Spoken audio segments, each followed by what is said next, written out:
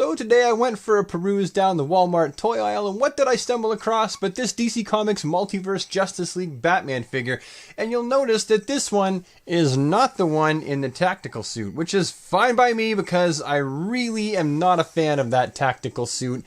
Call me what you want, I just think it's ugly as balls. Now, turning this around, you can actually see that this is part of a 2-figure mini wave. And you gotta buy the Cyborg figure, which is a variant because you'll notice here that he has a mask that covers his face completely. It doesn't come with a second head. That's what you get.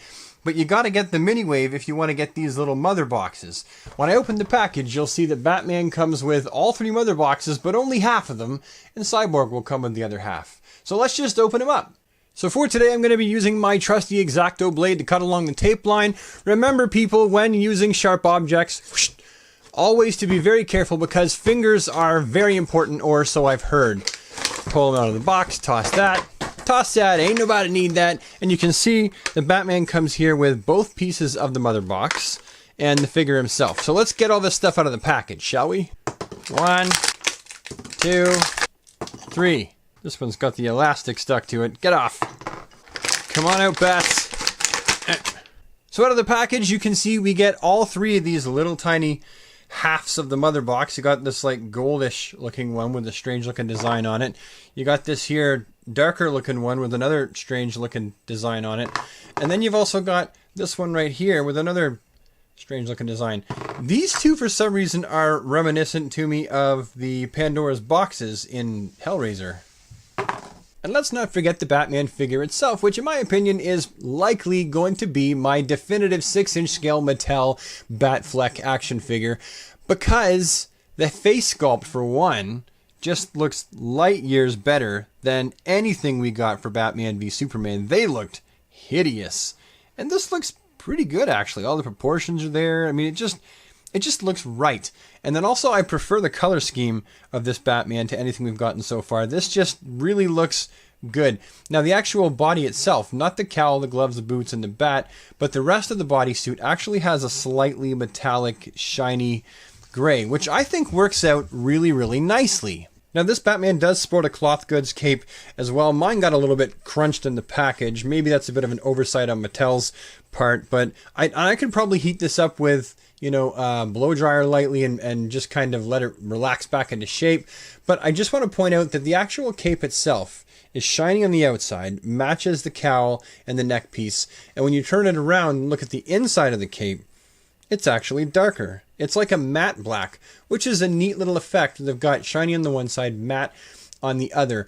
I like the join of the cape. I mean, it could be better. I would rather have them join the cape under here and have it kind of go over the shoulders. Having the cape just join at the back right here seems like the kind of thing you would do for kids who are going to be playing with this. But I'm telling you, there ain't no kids that are going to be playing with this. They're too expensive. Now, just starting from the feet and going all the way up to the head to show you some of the detailing here, you can see they've got the ab plates here. They've got the bicep and the shoulder plates here, the armor, which is kind of neat. You've also got that detail on the gauntlets where you can see the strapping that holds the spikes in. They've just done an excellent job all around of bringing the costume from the movie to life. I'm really, really impressed with the sculpting work on this figure. I really like it. Now the articulation for old Batsy here is going to be as follows. The head is on a ball joint and it can spin around and, do what heads do when they're on a ball joint. He's got the abs so he can be all like, at the club. He's got the shoulders and they're on a swivel hinge. The biceps, they're on a swivel. The elbows are single jointed. And there's a little bit of motion there. Not a lot of up and down motion, but they do spin around, which is, kind of neat. His wrists are on a swivel. His waist spins down below the abs there. And then you've got the typical DC Universe Classic style groin articulation where it opens out on a hinge, but it also spins back and forth like a typical action figure. You've got your knees right there on a single hinge, and then you've also got your ankles, and they've got a hinge, and you've got some rotation there all the way around 360 above the knees. So there's plenty of posability in this Batman figure, especially for us grown-ups who are pretty much going to pose it on a shelf, or we're going to do some toy photography. We're not actually going to do a whole lot with them, so for me, this is all I need. I'm perfectly happy with it. So having both of these Batman figures side by side, the Justice League Ben Affleck Batman figure and the Batman figure from Batman v Superman, we can see that they do share some body parts while others are vastly different. This Batman figure, the gauntlets are far different than the Batman gauntlets from Batman v Superman. However, from the waist all the way down, even the belts are exactly the same, just painted different and or molded in different gray. This is clearly molded in a darker gray than this one.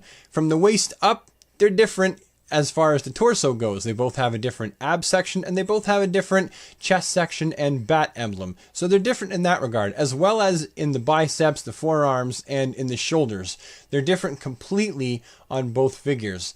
And the head sculpts are the biggest difference. They are nothing alike. Let's put them side by side. Now, having pulled them in just a little bit closer, we can see that both of these head sculpts are vastly, vastly different. And same thing with the execution of how they painted the eyes. This head sculpt is definitely far superior to the Batman v Superman version. This one had that weird textured stuff to it that I don't think anybody actually really liked. And I'm not sure what Mattel was thinking. They were trying to make it look like leather or something. It never looked good. So that's what makes this head sculpt, in my opinion, far superior. So just for size comparison, on the left we have a regular DC Universe Classics size Batman figure on the regular DC Universe Classics Buck, and on the right we have the Dark Knight Returns Batman figure that is on the He-Man size Buck. And both of the Batman figures on left and right have both been customed, but I bring them here to give you a size comparison to show you that this Batfleck Batman figure is kind of in between this one and this one as far as girthiness of body goes. And here he is with a toy lizard, a tiny horse, and a little bit of Green Lantern and a little green car. Overall, I give this figure very high marks, like I previously said, and if I tripped over a pot of gold on my way to Walmart on my next trip there, I would not hesitate to buy myself another one, but they're $28, so I can't foresee that happening anytime in the near future because I got places to go and figures to buy. I don't need to buy a second one of these, unless of course I find one on eBay opened with the Build-A-Figure parts taken out and someone's selling it for like $10 with $5 shipping. Then I'm game. Other than that, I think it's a great figure, and I think you should buy one too if you happen to see one. Anyhow, my friends, that is the end of the video, so thank you so much for watching my video review / unboxing of the Justice League Ben Affleck Batman figure, the one, thankfully, not in the tactical suit. Again, I know that a lot of you love that tactical suit. I absolutely hate it, and you won't be seeing me review that on this channel. Sorry. But remember, if you did like this video, please slap a like on it so I know you liked it. Leave any comments you have in the comments section down below. Subscribe so you never miss a video if you think you'd like to see more from this channel. And I'll see you next time with the next video. Toodaloo!